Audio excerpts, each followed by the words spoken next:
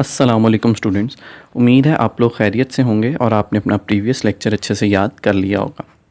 आज हमारा केमिस्ट्री का 4th लेक्चर है जिसमें हम chapter number 1 fundamentals of chemistry को फर्दर स्टडी करेंगे। आज का हमारा टॉपिक है एलिमेंट्स। स्टूडेंट, ये एक इंतहाई इंपॉर्टेंट लॉन्ग क्वेश्चन है। सबसे पहले 6 लाइन में एलिमेंट्स की डेफिनेशन है। Element is a substance made up of same type of atoms having same atomic number and cannot be decomposed into simple substances by ordinary chemical mean. Element एक ऐसा substance है यानी कि एक pure matter है जो कि सेम टाइप ऑफ एटम से मिलकर बना हो, यानी उसमें एक ही तरह के एटम्स पाए जाएं, उसका एटॉमिक नंबर भी सेम हो और उसको केमिकल मीन्स के ज़रिए उसके छोटे हिस्सों में तकसीम ना किया जा सके। इसको स्टार्टिंग से स्टडी करते हैं। In the early ages only 9 elements carbon, gold, silver, tin, mercury, lead, copper, iron and sulphur were known. At that time it was considered that elements were the substance that could not be broken down into simpler units by ordinary chemical processes. Until the end of 19th century, 63 elements had been discovered. Now 118 elements have been discovered, out of which 92 are naturally occurring elements. शुरुआत में सिर्फ 9 ही elements जिनके नाम mention किए गए हैं सिर्फ और सिर्फ साइंटिस्ट को मालूम थे, और तब ये कंसीडर किया जाता था कि एलिमेंट एक ऐसी चीज़ है जिसे छोटे हिस्सों में केमिकल मीन्स के ज़रिए तोड़ा नहीं जा सकता। लेकिन बाद में 63 एलिमेंट्स डिस्कवर हुए और अब इस वक्त 118 एलिमेंट्स डिस्कवर हो चुके हैं, जिनमें से 92 एलिमेंट्स ऐसे हैं जो कि हमें बाय द नेचर मिले हैं। हमने खुद नहीं बनाए बल्कि हमें नेचर से ही हासिल होते हैं। एलिमेंट्स की डेफिनेशन एक बार फिर से एक्सप्लेन कर देता हूँ।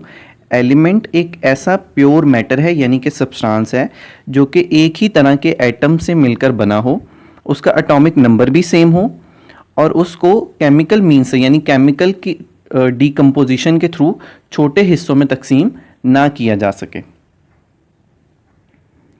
आगे हमारे पास एलिमेंट्स की अकरेंस है। Elements occur in nature in free और combined form. All the naturally occurring elements found in the world have different percentages in the earth crust, ocean and atmosphere.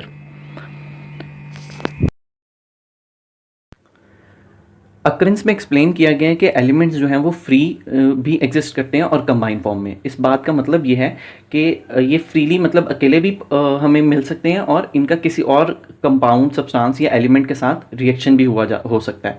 मिसाल के तौर पर अगर मैं ऑक्सीजन की बात करूं तो ये हमें सिंपली O2 की फॉर्म में भी हासिल हो जाती है और हाइड्रोजन के साथ रिएक्ट करके यानी वाटर में H2O की फॉर्म में भी हमें मिल जाती है।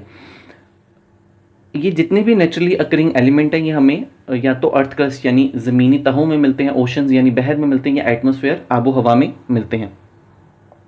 इनकी डिफरेंट परसेंटेजेस नीचे टेबल 1.1 में दी हुई हैं। ये टेबल एमसीक्यूज़ के लिए बहुत ज़्यादा इंपॉर्टेंट है, आप लोगों ने इन परसेंटेजेस को अच्छे से याद कर लेना है। ऑक्सीजन 47% है अर्थ क्रस्ट में, सिलिकॉन 28% है और एल्यूमिनियम 7.8% है। ओशंस में ऑक्सीजन 86% है, हाइड्रोजन 11% है और क्लोरीन 1.8% है। एटमॉस्फेयर में सबसे ज़्यादा पाए जाने वाला एलिमेंट जो है वो नाइट्रोजन है यानी 78%, ऑक्सीजन 21% और आर्गोन 0.9%। आगे लिखा है एलिमेंट्स में बी सॉलिड, लिक्विड और gases. Majority of the element exist at solid e.g. Sodium, copper, zinc, gold etc. There are very few elements which occur in liquid state e.g. mercury and bromine. A few elements exist as gases e.g. Nitrogen, oxygen, chlorine and hydrogen. क्योंकि element एक matter है और हम पहले ही पढ़ चुके हैं कि मैटर की 3 स्टेट होती हैं, सॉलिड, लिक्विड और गैस। तो इसी बेस पे एलिमेंट्स भी 3 तरह के हो सकते हैं, सॉलिड, लिक्विड और गैस। सॉलिड में हमारे पास एग्जांपल आ जाएगी कॉपर, जिंक, गोल्ड की। अगर लिक्विड की बात करें तो बहुत फ्यू एलिमेंट्स हैं जो कि हमें लिक्विड फॉर्म में हासिल होते हैं। मिसाल के तौर पे मरकरी और ब्रोमीन। मरकरी हमारे थर्मामीटर्स में मौजूद होती है। और उसके बाद कुछ एलिमेंट्स ऐसे होते हैं जो कि गैसियस फॉर्म में मिलते हैं, जैसे कि नाइट्रोजन है, ऑक्सीजन है, हाइड्रोजन है और हीलियम है। On the basis of their properties, elements are divided into metals, non-metals and metalloids. About 80% of the elements are metal. इनकी प्रॉपर्टीज़ की बेस पर एलिमेंट्स को 3 चीज़ों में तकसीम किया गया है, मेटल्स, नॉन मेटल्स और मेटोलाइट्स। हमारे पास 118 एलिमेंट्स अभी तक डिस्कवर हो चुके हैं। उन 118 में से 80% जो एलिमेंट्स हैं वो मेटल हैं। नेक्स्ट पेज पर सिंबल की डेफिनेशन है, elements are represented by symbols which are abbreviations for the name of element. A symbol is taken from the name of that element in English, Latin, Greek और German. If it is one letter it will be capital as H for hydrogen, N for nitrogen and C for carbon. In case of two letter symbol, only first letter is capital, e.g. Ca for calcium, Na for sodium and Cl for chlorine. Elements का जब हम chemical reactions लिखते हैं तो हमें इतने बड़े name को लिखने में मसला होता है, इसीलिए हम क्या करते हैं कि हम उस एलिमेंट को एक सिंबल असाइन कर देते हैं. और सिंबल हम असाइन किस तरह करते हैं कि हम उस एलिमेंट के नेम का फर्स्ट लेटर जो है या फर्स्ट 2 लेटर्स को उसका सिंबल बना देते हैं. और वो नेम जो है वो किसी भी लैंग्वेज से हो सकता है, for example English, Latin, Greek और जर्मन लैंग्वेज. नीचे एग्जांपल्स दी हुई हैं. कार्बन का सिंबल जो है वो C है और सोडियम जो है उसका सिंबल Na है. Na जो है वो लिया गया है नाइट्रियम से, जो कि ग्रीक लैंग्वेज का वर्ड है. नीचे एग्जांपल है हीलियम He और क्लोरीन Cl. तो आपने ये चीज़ देखी कि नाइट्रियम जो है वो हमारे पास दूसरी लैंग्वेज यानी ग्रीक लैंग्वेज का वर्ड है जिससे हमने इस सिंबल को यूज़ किया है. इसके बाद कुछ रूल्स हैं सिंबल असाइन करने के, वो देख लीजिए. First letter is taken from the name of element, H from hydrogen. हम नेम असाइन करने के लिए किसी भी लैंग्वेज से उसका फर्स्ट लेटर जो है वो ले लेते हैं. If more than one element have same first letter so second letter will be taken. अगर कुछ एलिमेंट्स का फर्स्ट लेटर सेम है नेम में तो हम उसका सेकेंड लेटर को भी सिलेक्ट कर लेते हैं. मिसाल के तौर पे हाइड्रोजन और हीलियम दोनों ही H से स्टार्ट होते हैं, तो हमने हाइड्रोजन के लिए H असाइन कर दिया और हीलियम के लिए He. नेक्स्ट पॉइंट में वो बता रहे हैं, first letter will be written in capitals and second will be in short case writing. अगर हम कोई ऐसा सिंबल ले रहे हैं जिसमें 2 लेटर्स यूज हो रहे हैं तो हम फर्स्ट लेटर जो है वो कैपिटल लिखेंगे और सेकंड लेटर जो है वो स्मॉल केस में लिखेंगे. इसके बाद हमारे पास नेक्स्ट डेफिनेशन है valency की. The unique property of an element is valency. It is combining capacity of an element with other element. It depends upon the number of electrons in the outermost shell. किसी भी element की combining capacity यानी कि वो किसी दूसरे element के साथ कितने एलिमेंट्स के साथ जुड़ सकता है, ये जो कैपेसिटी है हम इसको वैलेंसी का नाम देते हैं.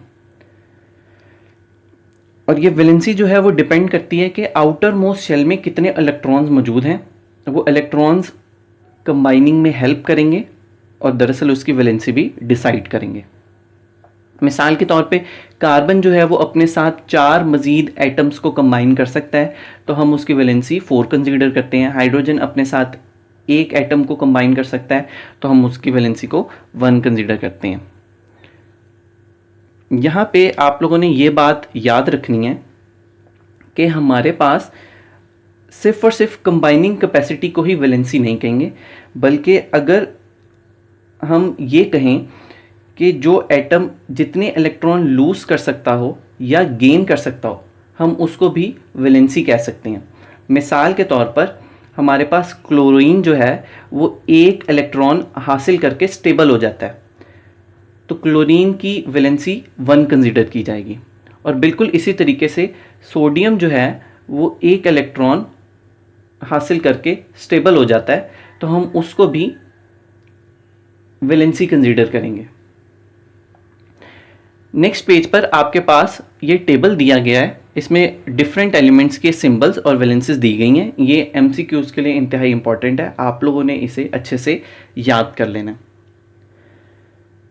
लास्ट पैराग्राफ में आपको वेरिएबल वैलेंसी के बारे में बताया गया. कुछ एलिमेंट्स ऐसे होते हैं जिनकी वैलेंसी फिक्स नहीं होती, मतलब वो एक से ज़्यादा वैलेंसी शो कर देते हैं तो हम उस वैलेंसी को क्या नाम देते हैं, वेरिएबल वैलेंसी का नाम देते हैं. मिसाल के तौर पर आयरन Fe है, ये FeSO4 की फॉर्म में 2 की वैलेंसी शो करता है जबकि Fe2SO4 होल थ्राइस की फॉर्म में 3 की वैलेंसी शो करता है.